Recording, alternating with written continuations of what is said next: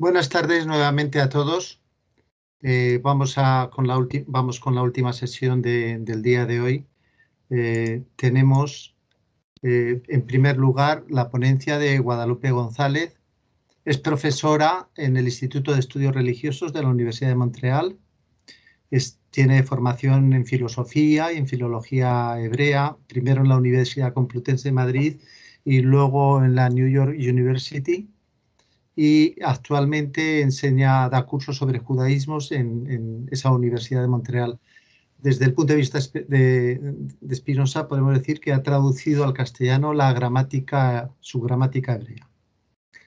Así que, sin más dilación, adelante, Guadalupe. Tienes que encender el micro. Muchas gracias. ¿Se me oye? Perfectamente, adelante. Bueno, pues antes de comenzar quisiera agradecer a la organización del Congreso del Seminario Spinoza y especialmente a Francisco Martínez el haberme invitado a participar. Llevo ya una veintena de años fuera de España, así que aprecio particularmente la posibilidad de intercambiar ideas con los compañeros que trabajan en España, sobre todo porque mi primer encuentro con Spinoza tuvo lugar en la Facultad de Filosofía de la Complutense, primero con el profesor Eugenio Fernández y después con Gabriel Albiac. Así que, a pesar de que ahora hace muchos años que ya no trabajo sobre Spinoza, pues es parte de mi, digamos, de mi desarrollo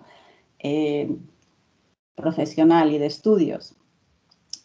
Quería también disculparme por no haber podido estar presente en los días precedentes de la conferencia. A causa de la diferencia horaria he tenido que estar dando clases y haciendo otros compromisos.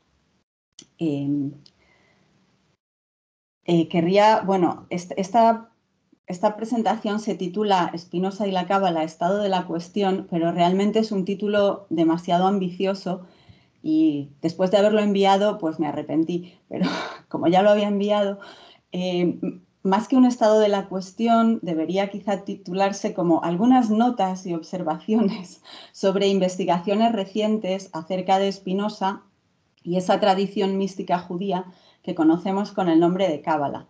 Y me gustaría hacerlo a través del comentario de algunos pasajes de las obras de Spinoza que son habitualmente citados como pasajes en los que se muestra su actitud respecto de estas tradiciones cabalísticas. Es bien sabido por todos que Spinoza en su Tratado Teológico Político menciona un poco de pasada a los cabalistas, algunos de los cuales afirma haber conocido personalmente. Así dice: he leído también e incluso he conocido a algunos cabalistas aficionados a la broma, pero jamás he logrado admirar lo suficiente su locura. A pesar de que esta referencia es bastante tangencial, es una referencia explícita pero tangencial, la posible relación de Spinoza con la Cábala no ha dejado de provocar el interés desde época muy temprana. Es un fuerte interés que casi podríamos en algunos casos calificar de obsesión por dilucidar esta posible relación de Spinoza con la Cábala. Y dado que este interés se mueve en un plano muy afectivo, uno puede preguntarse por los elementos ideológicos que lo guían o que lo provocan, que son de muy diferente tipo según los casos, pero en los comienzos se trata de la asociación de Spinoza con el panteísmo, la cábala y todo tipo de heterodoxias y herejías religiosas. En otros casos es un interés de tipo muy distinto el que lo guía. Por ejemplo, la recuperación de Spinoza para cierta identidad judía o cierta judaidad. Por ejemplo, cuando uno intenta decir que, bueno, Spinoza en realidad tiene una gran herencia cabalística, ergo es parte del judaísmo, de la identidad judía, lo tenemos que reclamar como parte de esta identidad. Entonces, son como intereses de tipo muy distinto, pero que parecen guiar esta especie de obsesión por qué hay de Spinoza y la Cábala. El asunto provoca reacciones muy acaloradas desde hace largo tiempo en el contexto de las primeras acusaciones de panteísmo contra Spinoza, por ejemplo, Bachter, en la polémica sobre el panteísmo de la década del 1780, donde tenemos a Mendelssohn, a Jacobi, a Salomón Maimón. Todo el mundo tiene que dar su opinión sobre Spinoza y la cábala o la mística, y el interés llega hasta autores posteriores, como por ejemplo Scholem, Warren Harvey, Moshe Idel, que trabaja sobre cábala, las obras de Gabriel Albiac, de Warren Montag, de Miquel Beltrán, de Yitzhak Melamed, así que es en nuestros días. Cuando uno se pregunta por la relación de Spinoza y la cábala, es cierto que hay que precisar que cábala es una especie de cajón desastre en el que caben muy diversas doctrinas. Entonces, conocemos como cábala, así en general, cierta tradición de la mística judía, y aquí no voy a entrar en cuestionar si la palabra mística es la más adecuada o no. Hay gente que diría que no, pero nos entendemos más o menos cuando decimos que la cábala es cierta corriente o tradición de la mística judía, cuyos primeros documentos escritos emergen a la luz en torno a fines del siglo XII en Provenza. Esta tradición pretende ser una sabiduría esotérica antigua transmitida de manera oral desde los tiempos bíblicos. Pero desde el punto de vista histórico no tenemos testimonios, no tenemos una literatura, no tenemos testimonios escritos hasta el siglo XII. Con lo cual, esta pretensión de antigüedad pues puede ser puesta en cuestión, digamos. Pero esta tradición comienza a aparecer en Provenza, después se traslada a la península ibérica, a Cataluña y después a Castilla, y ahí alcanza un primer periodo de esplendor con la composición de la literatura que conocemos como literatura sojárica o el libro del Zohar, que tampoco es un libro, sino es más bien un corpus de diversas piezas que acaba siendo publicado en forma de libro más tarde. A partir de la expulsión de los judíos de la península, en 1492 a 1496, esta cábala se expande por toda la cuenca del Mediterráneo y por otros lugares de exilio sefardí, como Ámsterdam, por ejemplo. En este periodo post-expulsión, el centro geográfico más importante es Safed, en el norte de Palestina, donde se desarrolla una escuela cabalística a partir de las doctrinas de Isaac Luria. Como decía, la cábala no es una doctrina monolítica, sino que hay diversas tendencias en ella, aunque hay algunos elementos en común, sobre todo definidos a partir de los estudios de Gershom Scholem, que nos ayudan como criterios para saber si una obra de mística judía debe ser considerada como cabalística o no. Es decir, que hay otras tendencias en la mística judía, hay un sufismo, una especie de sufismo judío, hay otros tipos de mística judía que no son propiamente cabalísticos. ¿Cuáles son los criterios para considerar una obra cabalística? Pues una teosofía de las dimensiones o los atributos de la divinidad que se llaman sefirot, que son 10, y que se articulan en un sistema que frecuentemente se representa de forma antropomórfica, con un fuerte dualismo de género, es decir, que hay sefirot que se asocian con el lado masculino y sefirot que se asocian con el lado femenino, como decía, muy antropomórfico, unas interpretaciones peculiares de los mandamientos, es decir, según la cábala, los mandamientos y los rituales obedecen a razones ocultas. Por ejemplo, cuando uno levanta las manos para hacer cierta bendición, en realidad está invocando con los 10 dedos de las manos las 10 sefirot para que pasen cosas en el mundo supremo. Es decir, que los mandamientos son también reinterpretados en una clave muy peculiar, y una transmisión esotérica de la sabiduría o de las doctrinas que no obedecen al simple entendimiento humano. Es decir, que las tradiciones cabalísticas no tienen razón lógica, no se pueden deducir por la simple razón, sino que tienen que ser transmitidas tal cual, como unos contenidos que el maestro transmite al discípulo. Y no tienen un porqué. O sea, es porque me lo dijo mi maestro y punto. No hay una razón, digamos. En época de Spinoza, la tendencia más marcada en la cábala es, como decía, la cábala de tipo luriánico asociada a Safed, y en vida de Spinoza también en la reinterpretación radical que va a hacer, radical y mesiánica, que va a hacer Sabbatai Tzvi y su profeta Natán de Gaza, que dieron lugar a un movimiento mesiánico en la década de 1660 que realmente fue un terremoto en todo el mundo judío.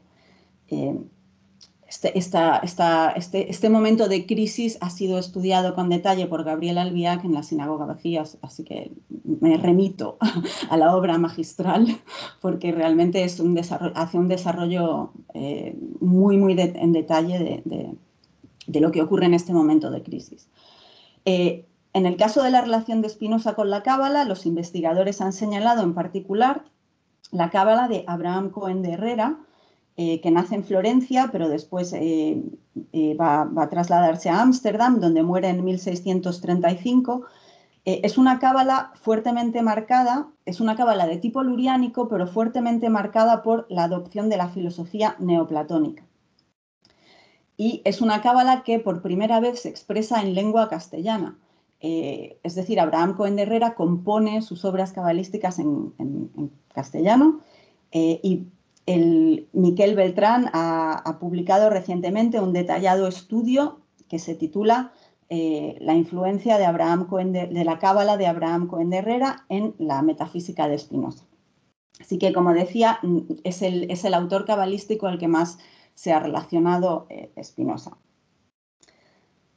A partir del comentario tangencial de Spinoza en el Tratado Teológico Político citado al comienzo, parecería que la relación de Spinoza con la cábala es principalmente de oposición, es decir, que Spinoza critica la cábala a la que caracteriza de locura.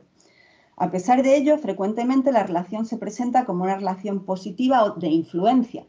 Es decir, la cábala habría ejercido una influencia sobre el pensamiento de Spinoza y el término influencia me parece quizá un poco problemático porque ¿qué es esto de la influencia? La influencia ha de entenderse solo como una influencia positiva o incluye también elementos de respuesta crítica o de trabajo crítico sobre algo. Pero bueno, entonces las posiciones podrían ser: Spinoza directamente se opone a la cábala, que considera que es una locura. Spinoza, otra posición, Spinoza está fuertemente influido por la cábala y lo que hace básicamente es reformular doctrinas cabalísticas como el traído y llevado panteísmo, pero de manera filosófica. Es decir, que Spinoza sería una especie de cabalista clandestino que traduce la cábala a términos filosóficos. Y después una postura más matizada quizá, que podría decir: Spinoza en general se opone a las doctrinas cabalísticas, califica a algunas de ellas directamente de locuras, pero de forma parcial quizá Spinoza estaría de acuerdo de modo muy cualificado con otras de sus doctrinas, que habrían sido corrompidas por el tiempo, etc. Después de esta especie de presentación general de la cuestión, me gustaría leer algunos de los pasajes en los que se ha enfocado la crítica o la discusión sobre Spinoza y la cábala. Primeramente comienzo con la locura, el Tratado Teológico Político en el capítulo 9. Está hablando Spinoza de el texto bíblico que en hebreo está la tipografía, digamos, del texto bíblico en hebreo. El texto bíblico está transmitido en letras hebreas y estas letras en ocasiones tienen, digamos que, características tipográficas, como por ejemplo, algunas letras aparecen en tamaño más grande que otras. Algunas letras llevan una especie de ornamentos que son como coronas, que son como una especie de trazos que adornan la letra. Otras letras tienen una especie de asterisco o marca de lectura. Y Spinoza dice sobre todo esto que hay gente que piensa que son signo de profundísimos misterios, esta especie de peculiaridades tipográficas que son tradicionales en la escritura de la Biblia hebrea. Y lo mismo pretenden respecto de los asteriscos, de los que existen 28 en medio de párrafo, e incluso creen que se esconden grandes secretos en los rasgos de las letras. La verdad es que desconozco si todo esto lo han dicho por necedad o por devoción de viejas. Una cosa sé al menos, que yo no he leído en ellos nada que recordara la ciencia del arcano, sino tan solo pensamientos pueriles. He leído también e incluso he conocido a algunos cabalistas aficionados a la broma, pero jamás he logrado admirar lo suficiente su locura. Está claro que Spinoza conoció a cabalistas en Ámsterdam en el 17. tenía obras de cabalistas en su biblioteca, estaba Menashe ben Israel, Isaac Aboab, probablemente las obras de Cohen de Herrera circulaban quizá en la versión española, a partir del 1655 en versión hebrea, así que en mi opinión, no podemos dudar que Spinoza tenía cierto conocimiento de doctrinas cabalísticas que circulaban en su entorno y que provocaban escándalo. Por otro lado, Spinoza deja bien claro que las tradiciones sobre el significado oculto de las letras hebreas en el texto bíblico y de los signos y adornos que las acompañan no le merecen ningún respeto. Son tradiciones que no obedecen a ningún principio racional, simplemente que han sido transmitidas de generación en generación, pero en mi opinión eso a Spinoza no le resulta, digamos, no le impresionaba ya que... respecto de las letras del hebreo, hay otra referencia en el primer capítulo del Compendio de Gramática de Spinoza que ha sido también ampliamente discutida con relación a la Cábala. El primer capítulo es muy breve. El primer capítulo del Compendio de Gramática de Spinoza comienza diciendo, es el primer capítulo de la gramática, los fundamentos de cualquier lengua son las letras y las vocales. Debemos decir ante todo cuáles son en hebreo las letras y las vocales. En hebreo las letras son las consonantes. Las vocales en el hebreo bíblico no se escriben. Entonces, dice, la letra es el signo de un movimiento de la boca que provoca que se oiga cierto sonido. Por ejemplo, Aleph significa que el origen del sonido escuchado está en la apertura de la garganta. Bet, en cambio, que el origen del sonido escuchado está en la apertura de los labios. Gimel, por su parte, en la punta de la lengua y el paladar, etc. La vocal es el signo que indica un sonido cierto y determinado. De ahí comprendemos que las vocales no son letras para los hebreos.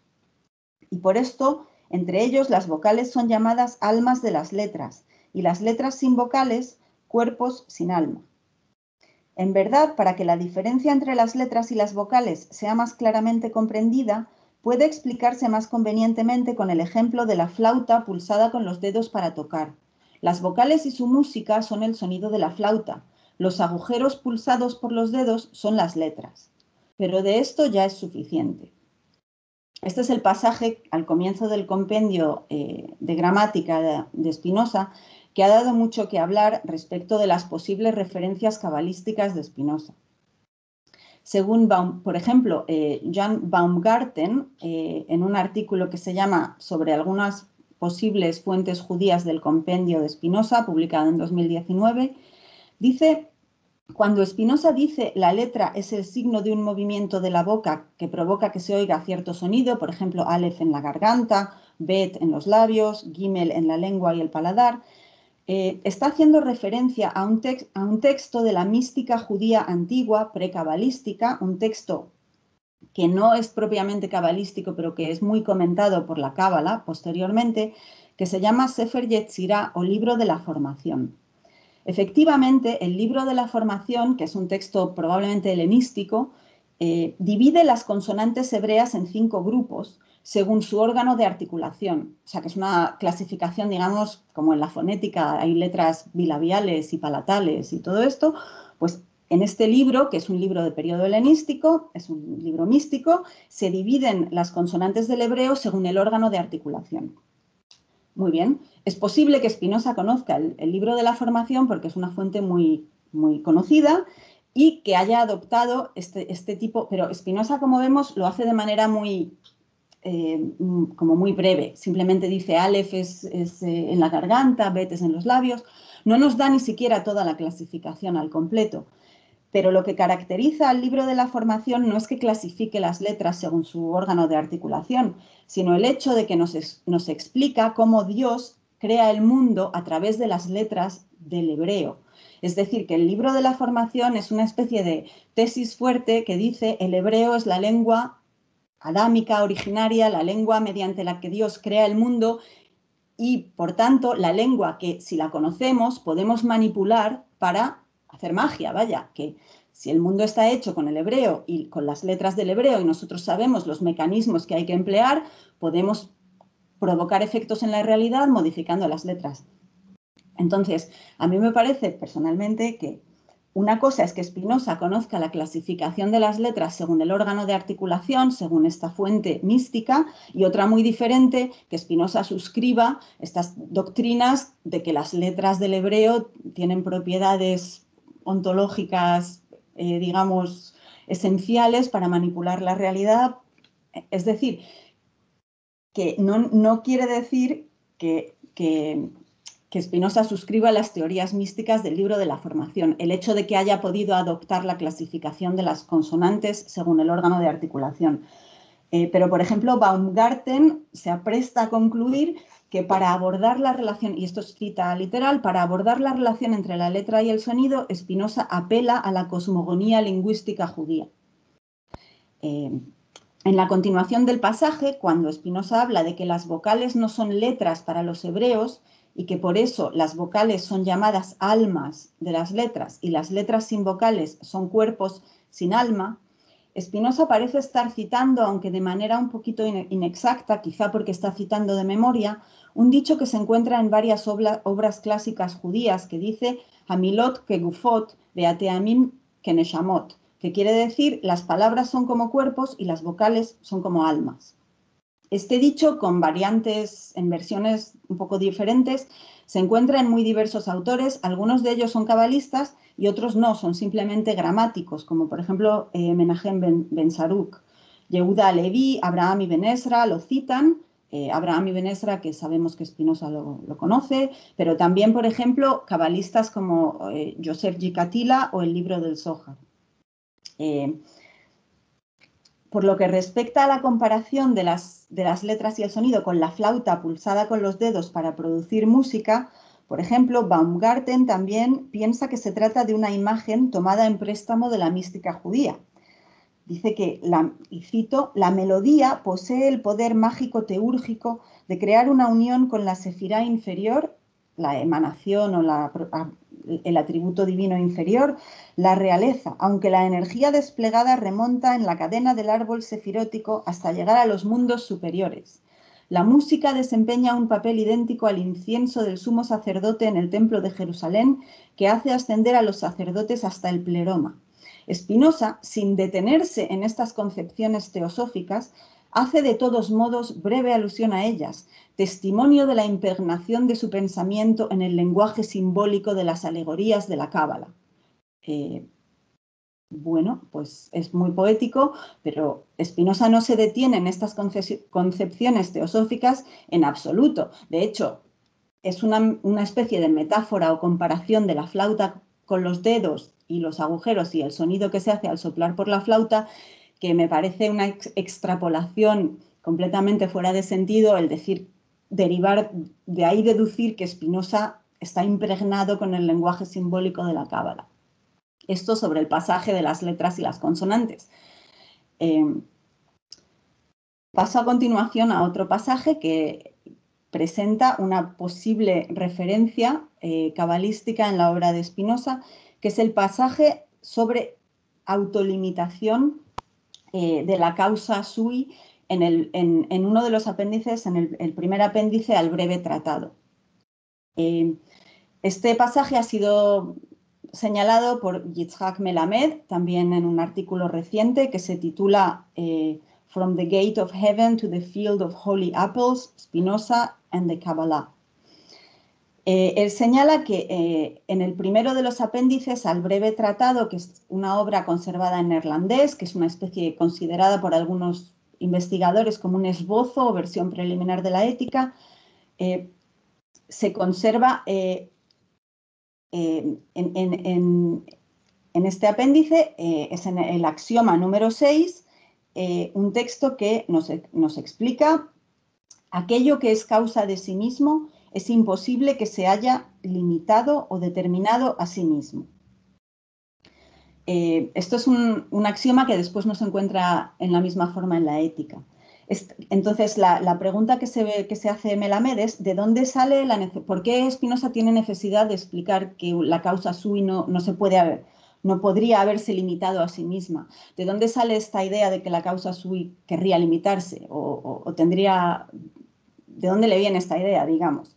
Entonces, según Melamed, es la idea de que la sustancia pudiera limitarse a sí misma, Melamed lo interpreta como una posible referencia a la noción cabalística de la corriente cabalística de Luria, que se llama tzimtzum o contracción divina.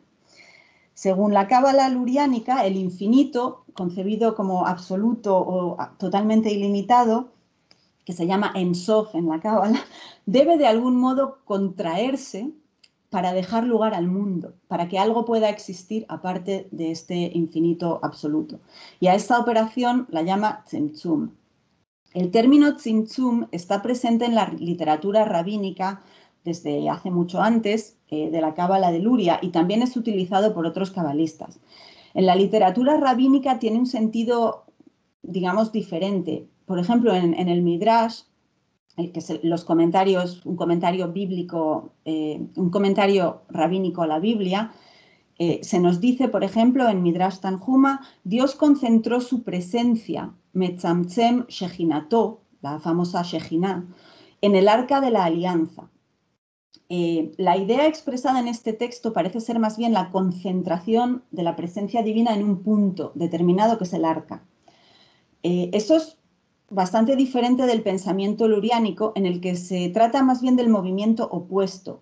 Se trata más bien de recular a partir de un punto o de hacer el vacío a partir de un punto. Luria casi no escribió, aparte de algunos poemas, y sus ideas fueron recopiladas por sus discípulos, y no todos las entendieron de la misma manera. Pero uno de los discípulos más destacados de Luria, Chaim Vital, expresa la idea de la contracción divina del siguiente modo.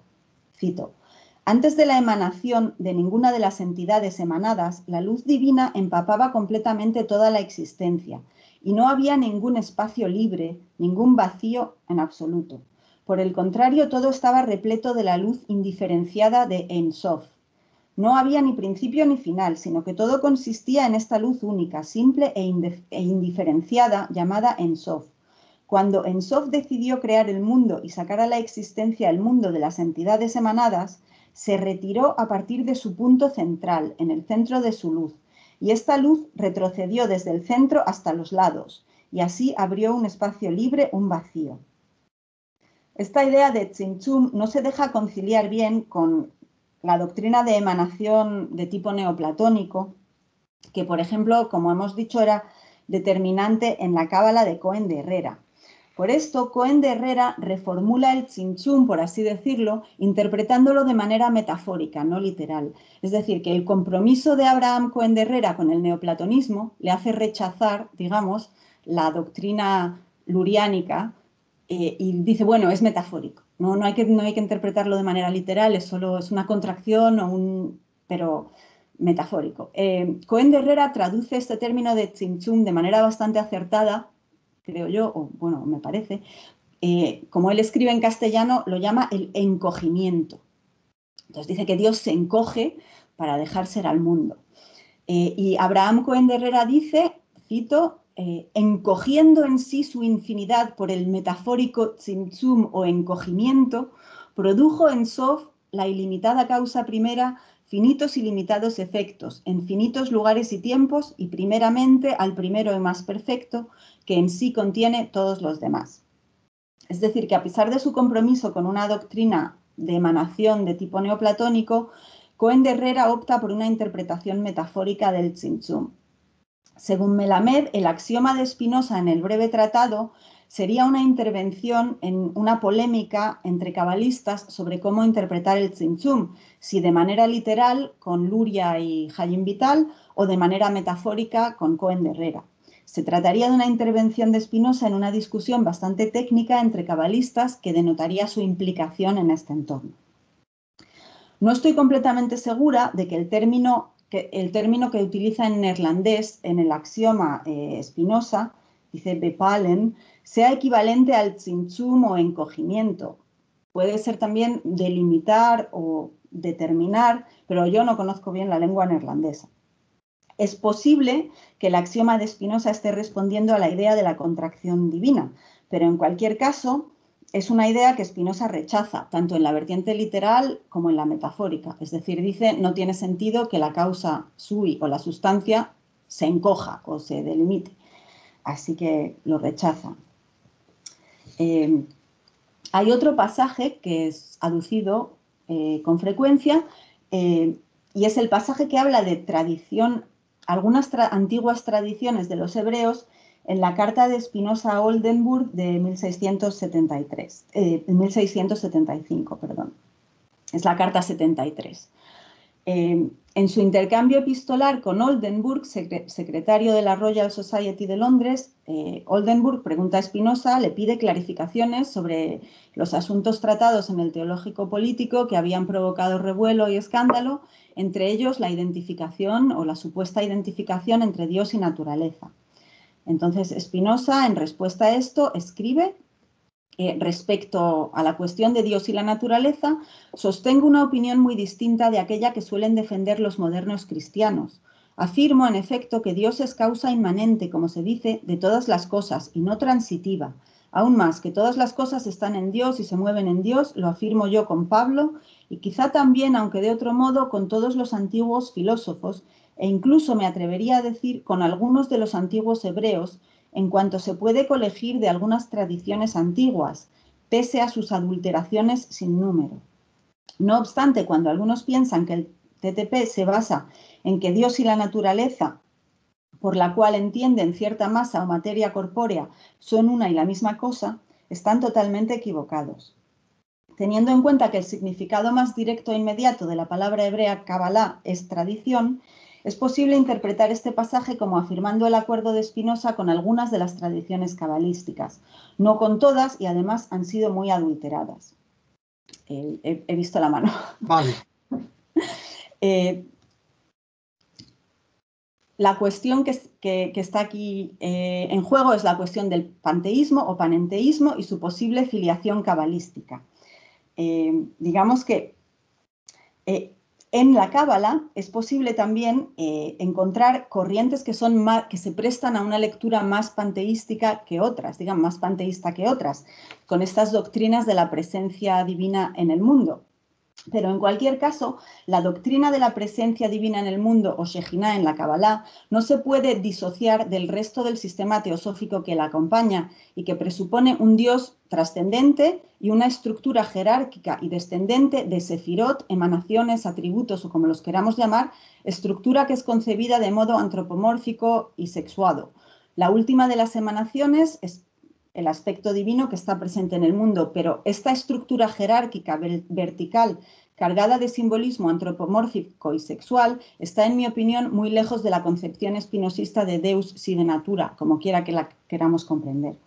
Así que, a modo de conclusión, Spinoza, en mi opinión, conocía doctrinas cabalísticas y algunas las rechaza directamente, otras dice que, bueno, es posible que como a través de una niebla, como dice en Ética, en la segunda parte, la proposición 7, son cosas que los antiguos judíos han visto como han entrevisto en la niebla, como en una nube, es posible que hayan tenido una cierta idea que se acerca a la verdad, pero son doctrinas que en cualquier caso son muy adulteradas y no corresponden, en mi opinión, quiero decir, la originalidad del planteamiento de Spinoza no se deja en absoluto reducir a una reformulación filosófica de doctrinas cabalísticas.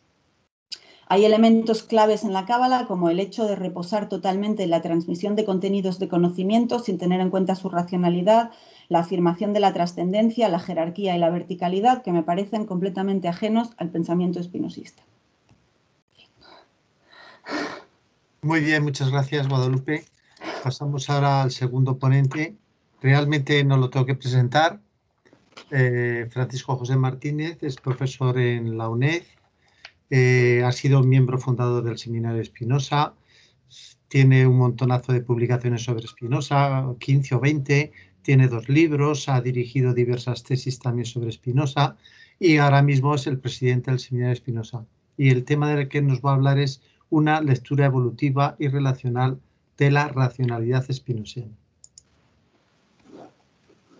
Bueno, yo lo primero que quiero contar es que yo estoy aquí de forma, bueno, contingente estamos todos, pero yo más accidental que otro, porque es que en realidad yo aquí tenía que estar el profesor Homero Proietti de la Universidad de Macerata, que justamente iba a dar otra ponencia de la relación de Spinoza con el judaísmo, ¿no?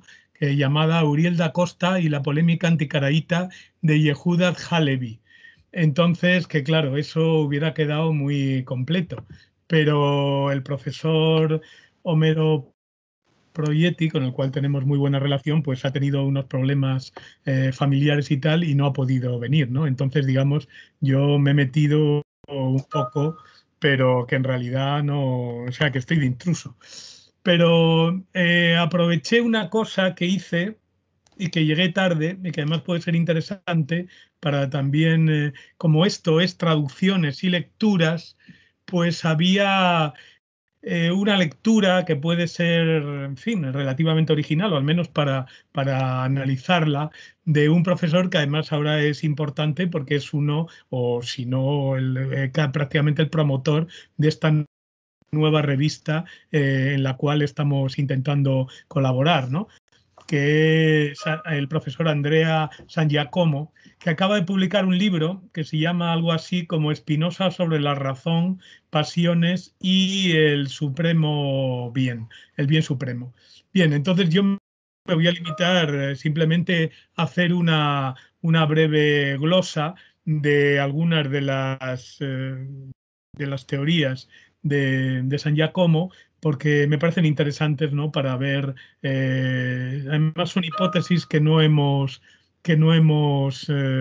tratado hasta ahora, ¿no? Bien, la idea fundamental de San Giacomo es la idea, una concepción evolucionista del pensamiento de Spinoza. Es interesante, bueno, la obra de Spinoza tenemos la inmensa suerte de que prácticamente se puede decir que la tenemos toda, ¿no?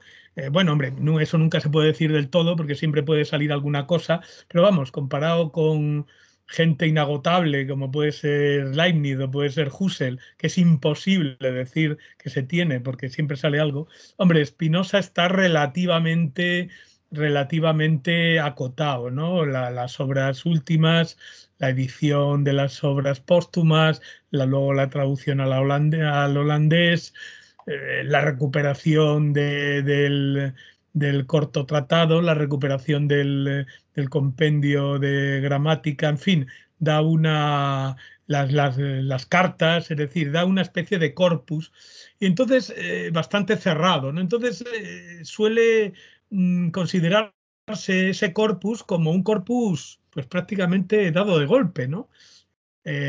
Bueno, Negri insistió, en fin, de que la introducción del TTP en la redacción de la ética supone una ruptura y que en la propia ética, tal como se conserva, hay digamos, una especie de como un sustrato neoplatónico inicial que no queda del todo subsumido en el geometrismo inmanentista ateísta último, y entonces eso es lo que, como muy bien ha expresado hace nada, pues lo que ha hecho el profesor Lucero, ¿no? El problema ese de esa quinta, esas últimas 20 proposiciones del libro quinto, que es una delicia para los que hacen una lectura mística de Spinoza y un tormento para los que la hacemos materialista y atea, ¿no?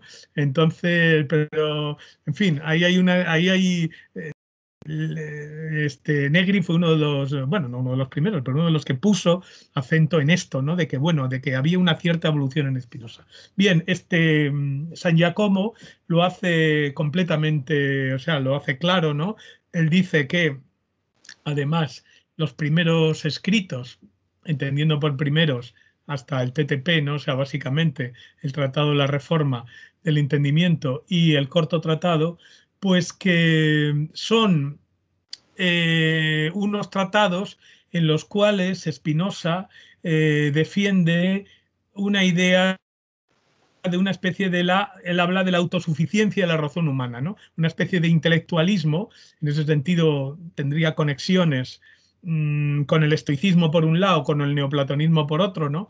De una especie de potencia espiritualista de la razón, y la idea de que, bueno, el objetivo último de Spinoza, que ese sí, eso es continuo desde el principio hasta el final, que es la búsqueda de un bien supremo, o sea, un bien que nos dé una felicidad absoluta que no se pueda superar, ¿no? Y en ese sentido, un rechazo de los bienes tradicionales ligados, bueno, pues a la sensualidad, ligados al dinero y ligados al poder, ¿no? Pues, y entonces, claro, ese bien fundamentalmente es un bien ligado en esta primera etapa al conocimiento. Y la idea en estas primeras obras, según la interpretación de San Giacomo, pues sería una especie de en la obtención de ese bien supremo sería posible de forma espiritualista a través de una reforma del entendimiento. Entonces hay una especie de una visión intelectualista, una visión espiritualista de este primer Spinoza. Y que además es, digamos, en el que se basan las interpretaciones clásicas que lo relacionan con la tradición estoica y no estoica de buscar el control racional de las pasiones. Que esa es, ahí coincide con los neoplatónicos, con los neoestoicos, y ahí coincide con la mayoría. Quizá se escaparía el muy ultimísimo Descartes, pero en principio estaría con esa línea, ¿no? Y justamente Spinoza hace una autocrítica de eso cuando dice que no, que es imposible controlar las pasiones del todo, que lo máximo que se puede hacer, bueno, es articularse con ellas, articularlas, jugar su dinamismo, o sea, apoyarnos en las pasiones activas, una contradicción, ¿no? En los afectos activos menos pasionales, y con eso ir haciendo una especie de desarrollo que nos permita pasar de la ignorancia a la sabiduría y de la esclavitud a la libertad, ¿no? Un desarrollo cognitivo-emocional que yo precisamente intenté hacer pues en aquella tango y medio, ¿no? En aquella formación del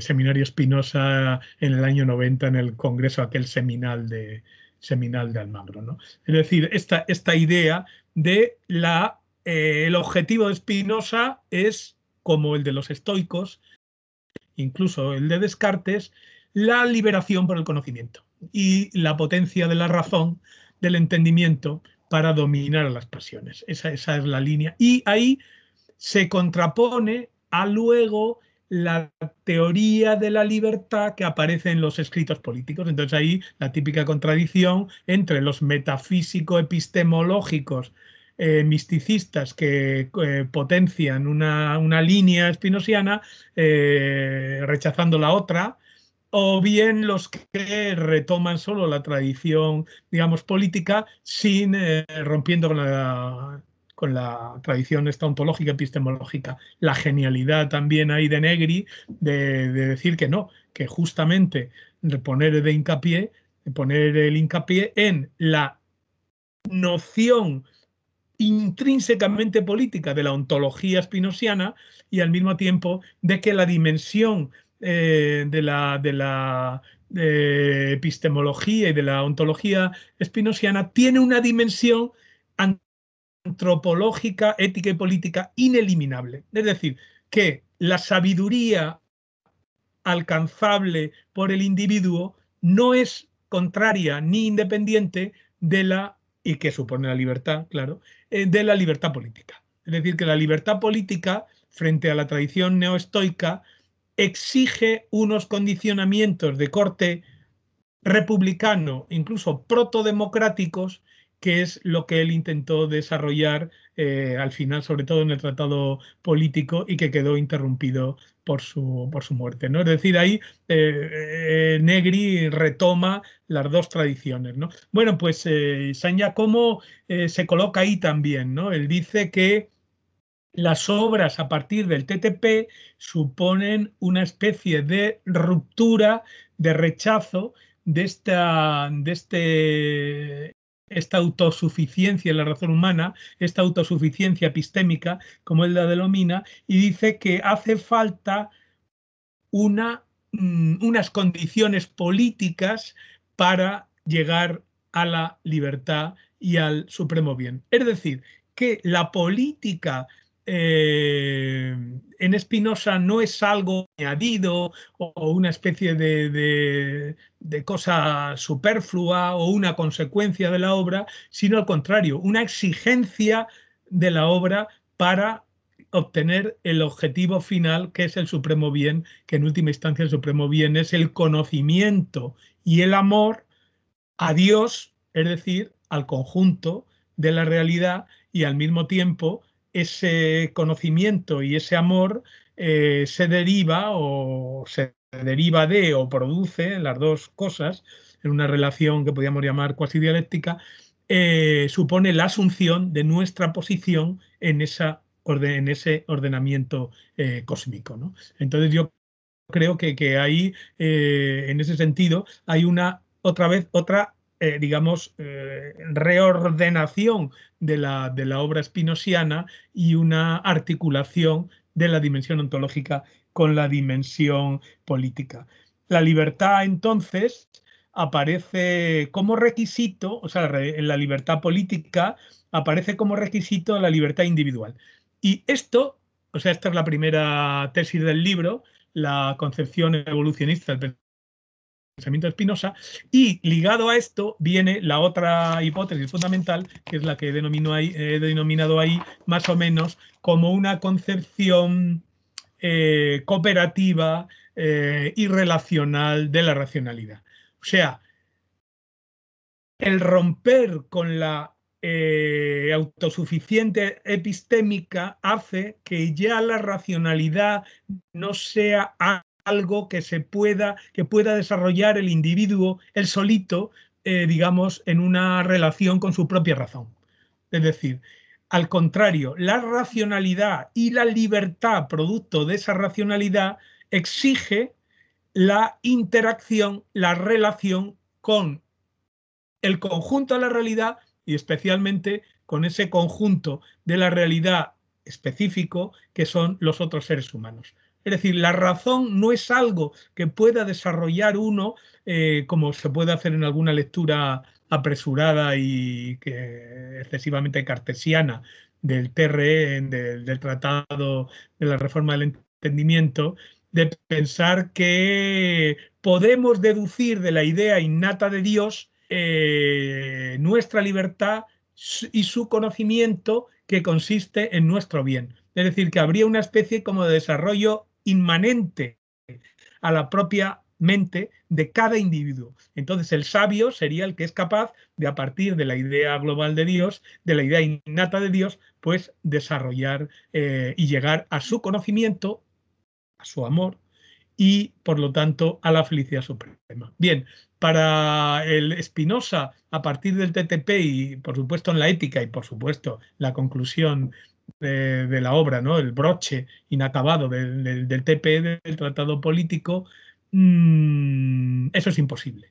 Es decir, la racionalidad y la libertad, el conocimiento, exige la relación con el otro. Es un proyecto colectivo y por lo tanto las condiciones políticas son esenciales para la sabiduría. O sea, ya no hay una especie de oposición entre la vida del sabio, que puede llegar a la sabiduría y al supremo bien, ¿no? A la beatitud por sí mismo, y luego la vida política en la cual, pues bueno, como mínimo habría que entrar lo menos posible, ¿no? Spinoza no, Spinoza en eso es interesantísimo justamente ver cómo Spinoza siempre, o sea, la posición de Spinoza es maravillosa, porque él está en la frontera, pero siempre en la frontera primero del poder político, la haya, y luego del poder económico. Es decir, él está siempre en relación inmediata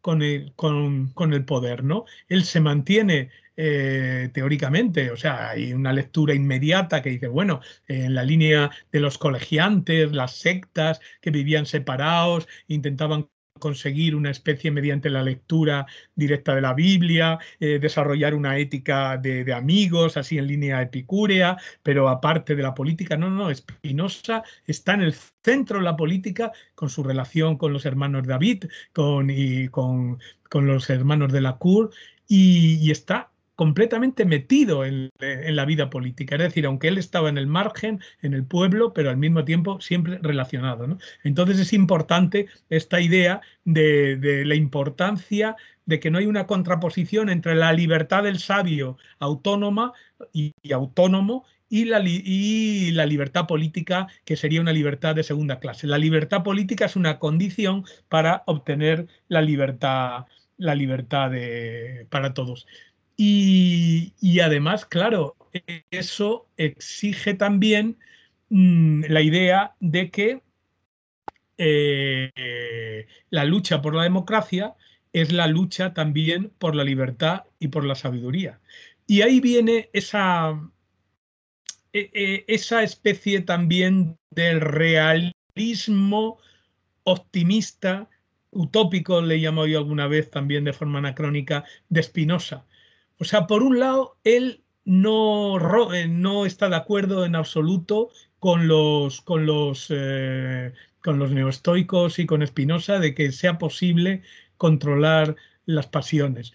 Pero también está en contra radicalmente de esa idea de que hay sabios y que hay ignaros desde el principio.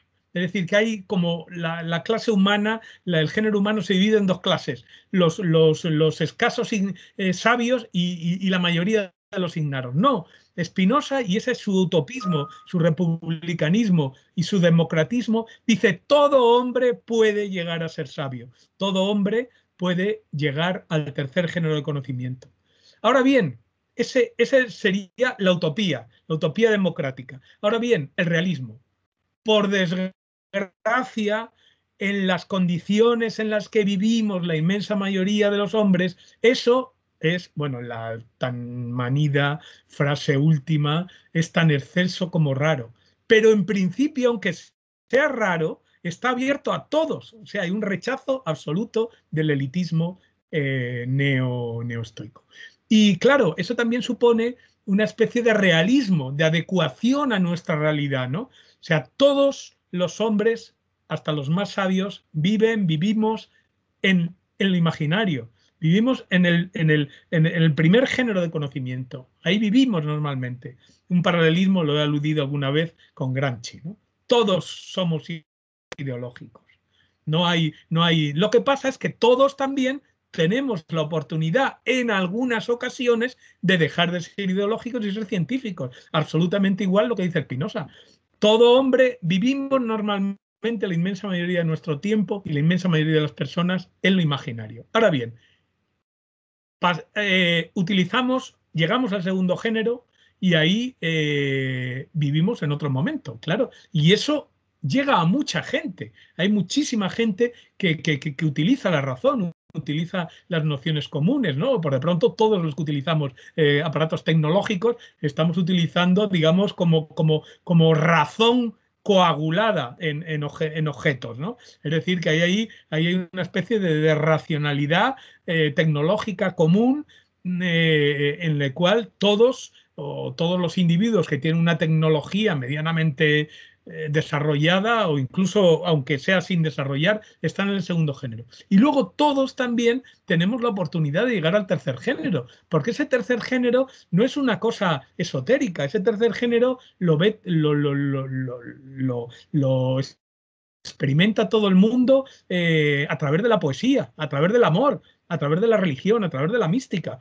Todo el mundo, hasta el más ignorante, es capaz de tener estas experiencias amorosas, experiencias religiosas, experiencias místicas, y entonces eso es el tercer género. Lo que pasa es que en el tercer género normalmente no se puede vivir, o sea, no es como el sabio, y luego además hay otro problema, que no es como el sabio neoestoico que es sabio a tiempo completo y además sin retorno. Para Spinoza, podemos ser sabios todos, pero siempre a tiempo parcial. El más sabio es tiempo más amplio, ¿no? Pero no hay ningún sabio a tiempo completo, porque todos vivimos en gran parte de nuestro tiempo haciendo cosas en el imaginario, normalmente, ¿no? Hablamos con los amigos en el imaginario, pensamos en el imaginario, o sea, vivimos en el imaginario, en la ideología, ¿no? En nuestra terminología marxiana antigua. Entonces, ese es el punto. Ahora bien, todos también podemos llegar al tercer género, todos podemos llegar a ser sabios. Cuanto más desarrollemos nuestras capacidades, lo que decía el profesor mexicano, ¿no? Más cantidad, o sea, más, ¿cómo llamarlo? Aplicarlo lo extensivo a lo intensivo es muy complicado. Más tendremos un alma más eterna. Es decir, que ahí hay también un más y un menos. Pero en principio la diferencia es de grado, no de esencia, ¿no? No sustancial, como para los neoplatónicos. Bien, él hace un análisis aquí del corto tratado, del tratado de la reforma del entendimiento, del TTP y de la ética. También es importante una cosa, porque normalmente solemos tener tendencia a ver la ética como digamos, la quinta esencia de la obra spinosiana, y es verdad, pero claro, la concepción evolucionista que nos plantea San Giacomo relativiza esta absolutización de la ética y dice que la ética es el resultado de un proceso.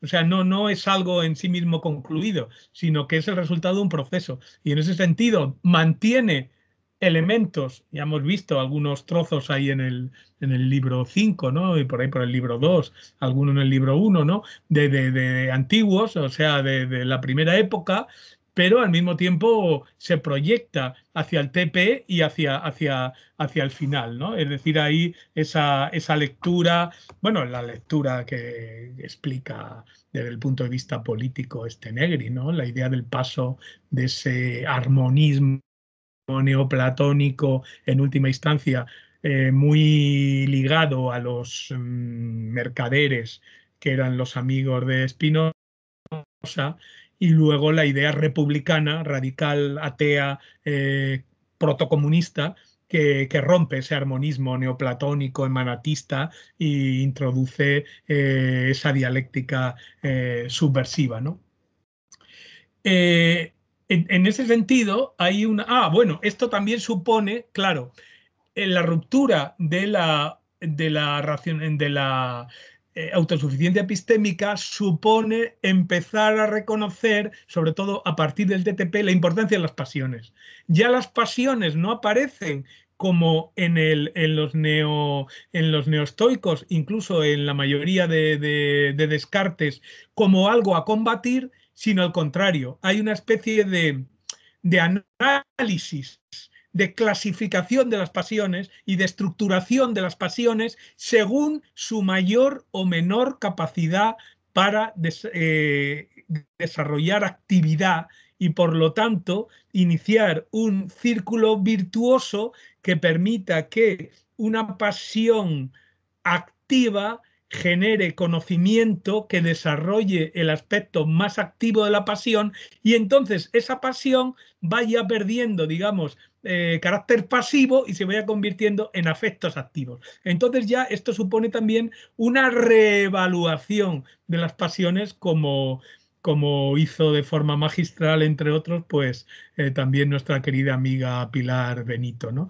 Olaya, que hizo un estudio impresionante de las pasiones de Spinoza. Es decir, hay una especie como de clasificación de las pasiones. Las pasiones no son algo rechazado. Las pasiones, incluso algunas pasiones, son esenciales, son, digamos, el viento que impulsa nuestra vela, ¿no? hacia el bien supremo. Y además permite esa especie de, ya digo, de juego virtuoso, que por otra parte también, a mí me gusta hacer el paralelismo también, es el paralelismo con Freud y con el psicoanálisis, de la terapia, que lo que supone es que a partir de los síntomas, mediante el autoconocimiento del síntoma, eso permite generar catexias positivas que van no eliminando, porque eso es imposible, pero al menos, digamos, como encauzando el síntoma o acotando el síntoma para disminuir su carácter patológico, ¿no? Y por lo tanto desarrollando nuestra libertad. El proceso psicoanalítico es un proceso de liberación, de autoliberación también, pero justamente no de liberación de las pasiones, sino de liberación con las pasiones. O sea, utilización de nuestras pasiones para ser menos pasional, paradójicamente, ¿no? Pero además eso supone, a mí me gusta resaltar ahí, el realismo absoluto de Spinoza. Es que eso es lo que nos pasa. Es decir, que cualquiera que haga un mínimo análisis o autoanálisis de lo que le pasa, se dará cuenta que esto describe mucho más que los intelectualismos morales que acaban en el, bueno, acaban en el kantismo y tal, esa especie de rigorismo absoluto que reprime las pasiones, ¿no? Rechaza las pasiones como el mal absoluto, en última instancia. Bueno, claro, no es nada más que Pablo, Agustín, en fin, toda la purrela voluntarista, Ockham y tal, y Lutero. Eran los maestros de Lutero eran occamistas, voluntaristas, claro. Es decir, toda esa línea negativista empieza en Pablo, ¿no? Entonces, frente a esa línea de que la salvación, tanto a nivel religioso como a nivel intelectual, como a nivel ético, supone liberarse de las pasiones, Spinoza y el psicoanálisis son mucho más realistas. Les dicen, no, hijo, es que mire, es que estamos aquí metidos en este tinglao, somos seres finitos, somos seres corpóreos, somos seres pasionales, somos esclavos al principio y podemos liberarnos en una labor ardua, pero posible. Ese es el optimismo, ¿no? Entonces es importante que este avance, este desarrollo evolutivo de la obra de Spinoza también tiene que ver con una reevaluación de las pasiones. Las pasiones no son rechazadas como elementos meramente negativos, como podía ser, digamos, al principio, ¿no? En la línea esa más estoica y neoplatónica, sino que son recogidas como el fundamento del empuje hacia la libertad. Es decir, esta racionalidad de la ética es una racionalidad, por un lado, cooperativa, es decir, basada en el trabajo y en la relación, en la interacción con el resto de las cosas, de los modos finitos y especialmente los más parecidos a nosotros, que son los hombres. Y por otro lado, esa racionalidad cooperativa es una racionalidad pasional, que aprovecha, recupera y retoma la importancia de las pasiones. Y por último, la conclusión en el TP es justamente el desarrollo de esa idea relacional de la razón, entrando ya en la evaluación que hace de los regímenes políticos y en los cuales justamente la clasificación que va haciendo, a él lo que le interesa es qué régimen político es el que permite mayor libertad para más gente y por lo tanto mayor capacidad de liberación y de sabiduría, y al mismo tiempo qué régimen político es más absoluto en el sentido de concitar más apoyo pasional y por lo tanto ser más, entre comillas, democrático. Es decir, y en ese sentido hay un núcleo fundamental para él de la democracia clarísimo en el TTP, ¿no? Que dice que el Estado absoluto, más absoluto, es la democracia, porque precisamente el poder está repartido y no hay cesión de poder en plan jovesiano al tirano, al gobernante, ¿no? En ese sentido es, por un lado, la evaluación de los distintos regímenes políticos según el criterio de la libertad, mayor libertad para más gente, por lo tanto, mayor libertad, mayor potencia, por lo tanto, la importancia en todos los niveles, y él tenía además el ejemplo patético de la oligarquía holandesa, de sus amigos asesinados, ¿no? De Jan David, de que justamente la oligarquía holandesa se había constreñido, se había comprimido y se había separado del pueblo, y el pueblo había sido controlado también de rigurosa actualidad, ¿no? por el trono y el altar. es decir, por la Iglesia, las iglesias calvinistas, gomaristas, y por el Stadtjuder. Y entonces, claro, ahí hay una especie de connivencia, por un lado, político-religiosa, militar, que es lo que al final permite los golpes de Estado que eliminan a la república o, bueno, la convierten en una república tutelada y al final, unos años después, unas generaciones después, a volver a una monarquía normal, ¿no? Precisamente por eso, porque justamente el elitismo de la oligarquía, de Jean David, de la oligarquía dominante, había minusvalorado la capacidad manipuladora de jugar con la ilusión, de jugar con la superstición, tanto de la iglesia gomarista como de Stadtjuder y los militares, el jefe militar, ¿no? Entonces yo creo que es muy importante justamente analizar la clasificación que hace Spinoza de los regímenes políticos según esa. Por un lado, libertad para todos, por lo tanto, democracia, es decir, participación directa o indirecta, ya voy acabando, directa o indirecta en el gobierno, bien directamente en la república, que es lo ideal, pero si no puede ser en la república, tanto en la aristocracia como incluso en la monarquía, es posible si hay un consejo asesor suficientemente democrático y representativo del pueblo que pueda ser escuchado por esa minoría, en el caso del monarca, o por la minoría aristocrática, ¿no? Entonces ese es el punto. Y al mismo tiempo de esa evolución o esa evaluación de los regímenes políticos según su mayor libertad, su mayor potencia, por lo tanto por su mayor absolutismo en el sentido, digamos, etimológico, y antitético a las monarquías absolutas. Es decir, el régimen es más absoluto cuanto el poder está más repartido, por lo tanto, no tiene miedo de que nadie lo derroque. Cuanto el poder absoluto, realmente absoluto, tiene que ser terrorista y destruir a los enemigos precisamente porque es débil, porque tiene la mayoría de la población fuera. Bien, ese elemento, ¿no?, de libertad y de potencia. Y el otro aspecto, el aspecto que he desarrollado, epistémico-racional, de los diferentes regímenes políticos son diferentes también según la libertad que permiten y, por lo tanto, según puedan contribuir en mayor o menor medida a que los individuos, los ciudadanos, más que súbditos, se vayan desarrollando los elementos eternos que hay en ellos y, por lo tanto, puedan acercarse al bien común.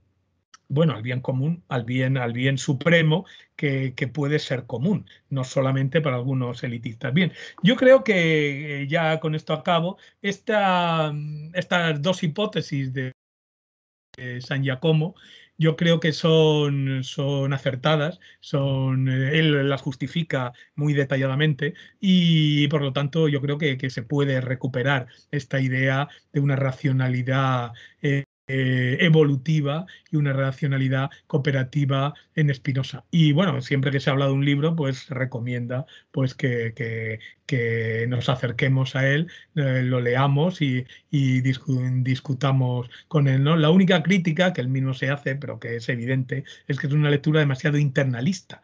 Y entonces rechaza justamente lo contrario de lo que ha hecho Guadalupe, es decir, el problema de las fuentes. Pero bueno, no se puede pedir a todo el mundo todo. Unos prefieren hacer una investigación más interna, más interior a la propia obra, y otros pues procuramos, a mí me gusta mucho también, ponerlos en un continuo o en el campo ideológico en el que se mueve, ¿no? Pero bueno, de todas formas, la obra es interesante. Invitamos a San Giacomo, pero le pasó lo mismo, que tenía una actividad frenética y no pudo venir, pero vamos, estamos en contacto con él y vamos a seguir estando en contacto pues a través de la revista. Bueno, muchas gracias. Yo lo dejo ya aquí. Bueno, muy bien. Muchas gracias, Paco. Muchas gracias, Guadalupe. Y ahora yo creo que tenemos un tiempo para debate. Así que yo también he levantado la mano para cederme a mí mismo la palabra, pero voy a seguir estrictamente el orden de petición. Así que adelante, María Luisa. Bueno, Ferreira. Pues dale. María Luisa Ferreira, perdón. Ha levantado la mano, pero ahora ha visto que no está. María Luisa Ferreira. Será una de esas manos que hay ahí. Era yo, donde ¿no? pone Yo más la he No levantado. eras tú, no, he visto claramente que era ella. Vale. No, hay una mano ahí a la izquierda también, pero pone más 22, o sea que ahí están agrupados todos.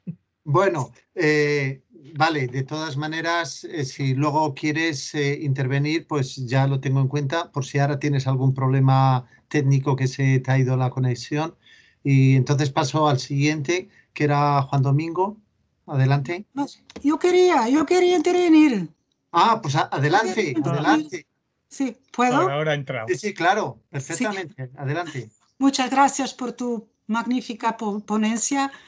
Estoy totalmente de acuerdo con lo que has dicho sobre la libertad de Spinoza y su defensa de la democracia, mas te pregunto, ¿cómo explicas que Spinoza, que ha sido un hombre tan adelante de su tiempo, ha impedido a las mujeres de participar en un régimen democrático? Sí. ¿Contesto o cómo lo hacemos al final? Como Vale, queráis. Vale, si queréis, intentamos hacer una ronda de preguntas que no sean muy largas, que sean rápidas para que no pase mucho tiempo y luego contestáis juntos a los dos. Yo creo que yo era el segundo, así que voy a hacer una pregunta muy rápida a Guadalupe. La primera, bueno, las dos muy cortas. ¿Qué edición utiliza Spinoza en los textos del Antiguo Testamento en el TTP? Si son la misma edición que utilizamos nosotros. Y luego hay otra segunda cosa esto más bien es una observación. Mategón, digamos, hay dos grandes comentarios de la ética de Spinoza, el que hace Gerul, que hace ética primera parte, ética segunda, y luego el que hace Mategón, que se titula Individuo y Comunidad, pero ahí dice que hay una estructura cabalística, aunque creo recordar que no dice que haya contenidos cabalísticos, pero para su, digamos, interpretación de la otra parte de la ética utiliza eso, ¿vale? Y luego, por ir deprisa a Paco, también me parece Mogoy y Steinbeckers, en el prólogo de la edición de la ética, dicen algo así como que Spinoza no reformó nunca ninguna obra. Así que puede estar en progreso la ética, pero hasta cierto punto, porque cuando cerró, cerró.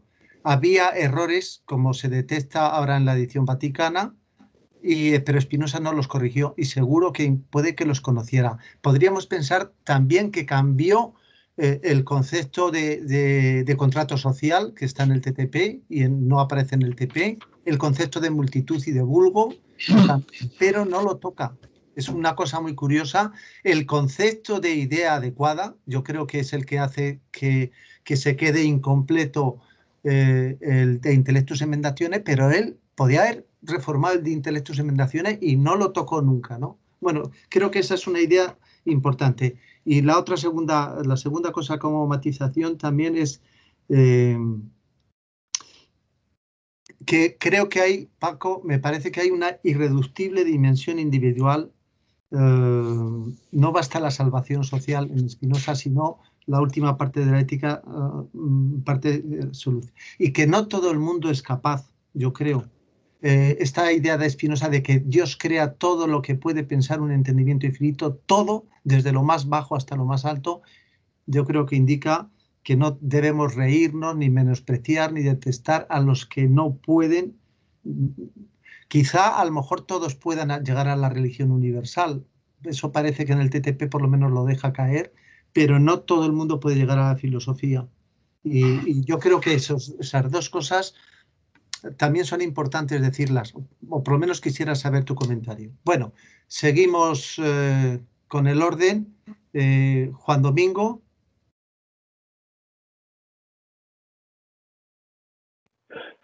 Hola, bueno, pues vamos a ver. Sí, volviendo sobre Mathurin, ¿no? Mathurin, yo creo que aquí, no sé si se ve, tiene estos apéndices de su libro, ¿no? Sí, con los árboles sefiróticos, ¿no? Aplicados a distintos libros de la ética, aplicados al tratado político, aplicados a las constituciones descritas en el tratado político, y la verdad es que no lo llega a justificar. Mathurin en una nota dice que existe pues esa discrepancia que para él es fundamental entre los modos de la extensión y los modos del pensamiento. Es decir, los modos de la extensión son partes extrapartes, es decir, cuerpos que se excluyen, ¿no?, por la impenetrabilidad de los sólidos, etcétera, y mientras que los modos del pensamiento se pueden incluir unos a otros. Existe la posibilidad de una inclusión lógica que en el terreno físico pues no es posible. Y entonces esto lo relaciona con un texto, si no me equivoco, de Scholem, comentando el Zohar, a ver si lo encuentro en algún lado, pero bueno, donde habla precisamente de esta división de lo que estaba unido, en la fragmentación del Adán Kadmon en infinitos kelipot, ¿no? Y por otro lado, la posible unidad del pensamiento divino. Yo creo que no es muy claro lo que dice, no es muy claro que sea aplicable, pero parece que como broma intelectual no estaría mal, ¿no? Es decir, que Spinoza fuera marrano a la tercera potencia, ¿no? Es marrano con la terminología filosófica que utiliza, ¿no?, que la resignifica sistemáticamente.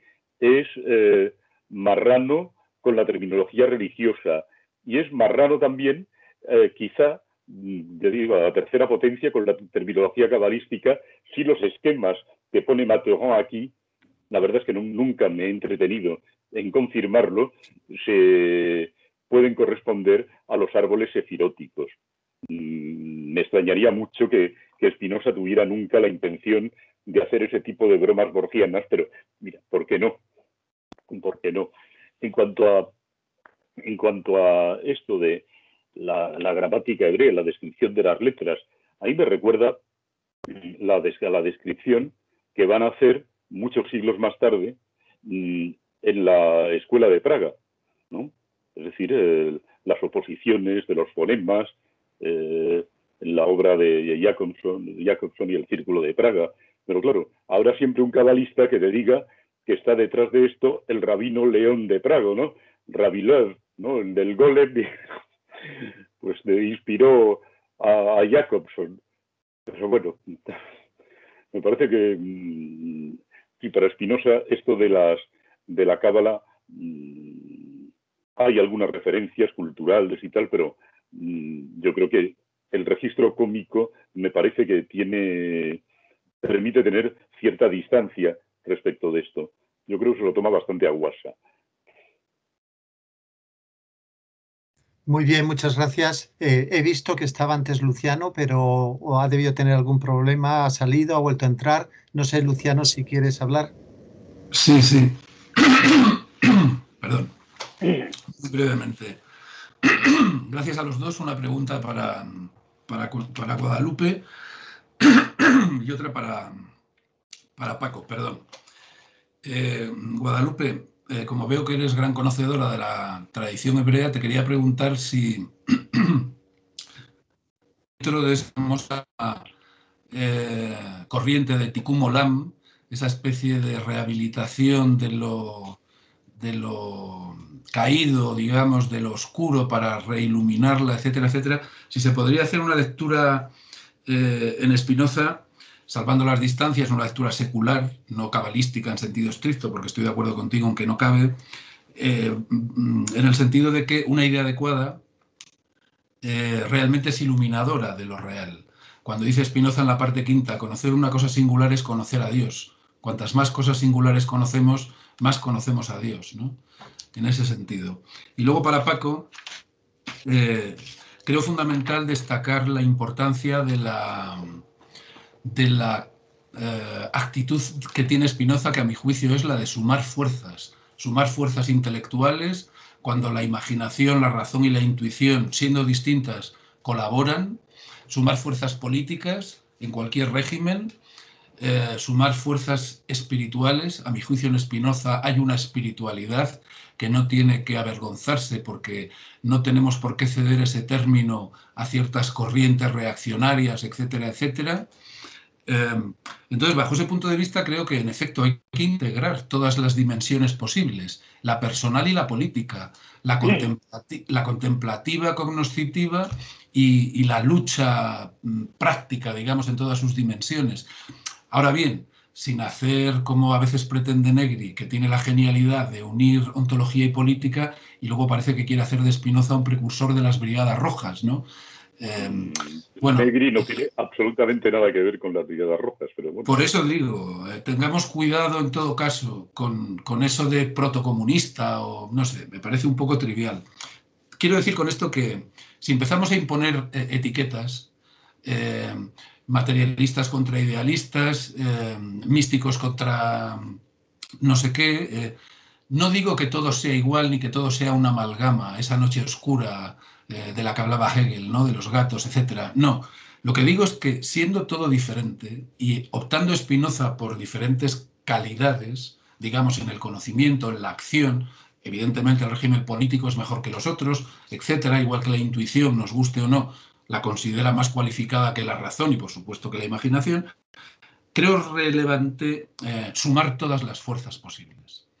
Entender que el proyecto emancipatorio es tan sumamente difícil y problemático, tan sumamente condicionado por tantos factores, que tenemos que arrimar el hombro todos en el sentido intersubjetivo y desde luego que cada uno tiene que construirse su camino hacia la sabiduría sin dejar nada fuera, porque el amor intelectual en cuanto a maduración personal no es lo mismo que la amistad política, pero obviamente son convergentes, obviamente suman fuerzas emancipatorias, contribuyen a la expansión de la potencia colectiva.